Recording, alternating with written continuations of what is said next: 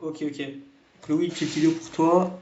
En gros, j'ai trouvé un peu comment on peut afficher, on va dire, comment dire, comment on peut afficher, par exemple, les lampes, tu vois, et d'autres trucs, etc.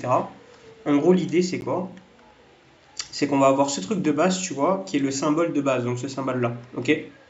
Donc ça, c'est un premier sprite renderer. En fait, les sprite renderer, c'est ce qu'on utilise pour afficher des trucs, tu vois, ok? Genre des images. Je sais pas si on utilise ça aussi en 3D, mais en tout cas en 2D, on utilise ça, tu vois, ok?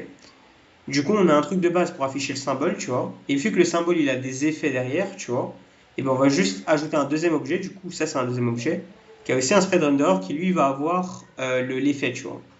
J'ai testé différents effets. Je pense que le plus simple, c'est celui que j'ai actuellement, tu vois. Donc, c'est un effet tout simple, c'est un rond, mais qui a un peu un glow, tu vois, une sorte de light, voilà. Parce que faut pas être trop réaliste, il faut être plus académique, tu vois, dans notre façon de représenter les choses. Donc carrément, moi je me suis dit, est-ce que je ferais pas juste un cercle jaune, tu vois. J'ai encore des doutes par rapport à, est-ce qu'on va garder ça, tu vois, ou est-ce qu'on va choisir quelque chose de plus académique, genre simple, tu vois, à voir ça plus tard. En tout cas, on va dire que là, j'ai plus ou moins la solution pour montrer du coup que la lampe, elle est éteinte de base et petit à petit, elle augmente, tu vois. L'idée, c'est quoi? C'est qu'on va prendre dans le code, tu vois, donc dans le code, sur base de l'intensité, donc du courant qui passe à travers la lampe, tu vois, on va venir changer ici ce paramètre-là, qui est en fait la transparence. Ok, il y a d'autres paramètres qu'on peut aussi changer, mais pour l'instant, on va se baser sur la transparence. Et du coup, tu vois que je peux passer d'un truc qui est totalement éteint, comme ici, à petit, il s'allume, il s'allume, il s'allume, il s'allume, de plus en plus d'intensité, d'intensité, d'intensité, jusqu'à une intensité totale, tu vois. Ok.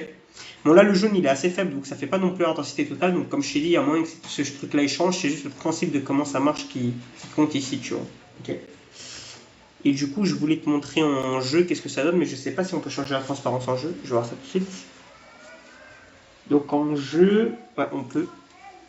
En jeu, ça ressemblera à quoi? Donc imagine-toi que tu as un peu zoomé sur ton circuit, tu vas voir un truc qui passe comme ça, tu vois, en gros. En vrai, je trouve ça plutôt bien. Donc voilà. Et on peut aussi, techniquement, si on a besoin, changer même les couleurs, etc. Genre, moi, je me suis dit, pour montrer que c'est du danger, tu vois, comme un peu sur enfin, comme sur, pas sur Khan Academy, mais sur, comment ça s'appelle? Tinkercad, il mettait en rouge, tu vois. Donc nous, on sait, on peut s'amuser à mettre en rouge, etc. si on veut pour montrer, ben, la lampe, elle va casser ou quoi, tu vois. Mais bon, pour rester fidèle à ce que le truc est de base, pour l'instant, c'est du jaune. Et, attends, du vrai jaune, voilà. Bon, ouais, je vais garder ce jaune-là. Et voilà quoi. Ok.